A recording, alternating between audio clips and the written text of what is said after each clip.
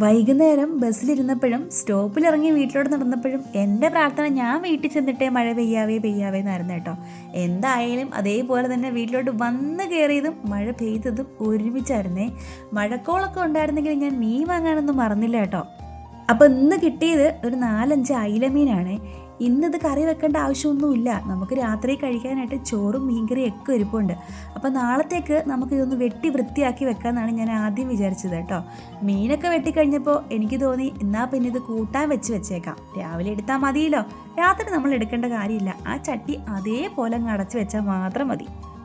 പിന്നെ പോയി കടുക് വറുത്ത് ഇഞ്ചി ചുവന്നുള്ളി വെളുത്തുള്ളി എല്ലാം ചതച്ചിട്ട് മുളകും കീറിയിട്ട് അരപ്പും കലക്കി ഒഴിച്ച് നമ്മുടെ അരപ്പ് തിളച്ചപ്പോഴത്തേക്കിന് മീനൊക്കെ പെറുക്കിയിട്ട് കേട്ടോ. ഈ മീൻകറി സെറ്റായിരിക്കുമ്പോൾ നാളെ രാവിലെ നല്ല ടേസ്റ്റ് ആയിരിക്കുമല്ലോ. പിന്നെ പൊരിക്കാനായിട്ട് മുറിച്ച് വെച്ച മീനിൽ മസാലയൊക്കെ പുരട്ടി, മസാല എടുത്തത് കുറച്ച് കൂടിപ്പോയി കേട്ടോ. ഇങ്ങനെയൊക്കെ ചെയ്ത് വെക്കുന്നത് കൊണ്ട് ഒരു ഗുണം എന്താണെന്ന് വെച്ചാലേ, നാളെ രാവിലെ ഇത്തിരി ലേറ്റായിട്ട് എഴുന്നേറ്റാലും പെട്ടെന്ന് പോയി അടുക്കളയിൽ പോയി ധൃതി പിടിച്ചൊന്നും ചെയ്യേണ്ട കാര്യമില്ലല്ലോ. വെളുപ്പാങ്കാലം ആകുമ്പോഴാണ് ഇപ്പോഴത്തെ ഉറക്കം, ആ സമയത്തായിരിക്കുമല്ലോ നല്ല തണുപ്പൊക്കെ.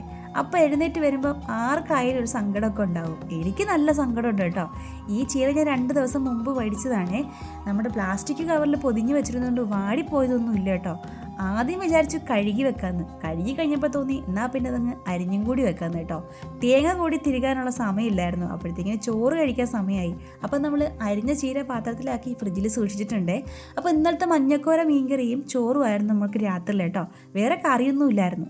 കുറച്ച് ബുദ്ധിമുട്ടിട്ടാണെങ്കിലും രാത്രിയിൽ അരിഞ്ഞു വെക്കാനുള്ളത് അരിഞ്ഞു വെക്കുകയും മീൻകറി വെച്ച് വെക്കുകയും പൊരിക്കാനുള്ള മീനിൽ മസാല പുരട്ടി വെക്കുകയും തേങ്ങ തിരികെ വെക്കുകയും പച്ചക്കറി വല്ലതും ഉണ്ടെങ്കിൽ നുറുക്കി വെക്കുകയും തോരനുണ്ടെങ്കിൽ അരിഞ്ഞു വെക്കുകയും ഒക്കെ ചെയ്ത് കഴിഞ്ഞാൽ രാവിലെ ഇത്തിരി നേരം സുഖമായിട്ട് കിടന്നുറങ്ങാമല്ലോ. ടെൻഷൻ അടിക്കാതെ രാവിലെ എഴുന്നേറ്റ് ഓരോ ജോലികളും ചെയ്യാമല്ലോ.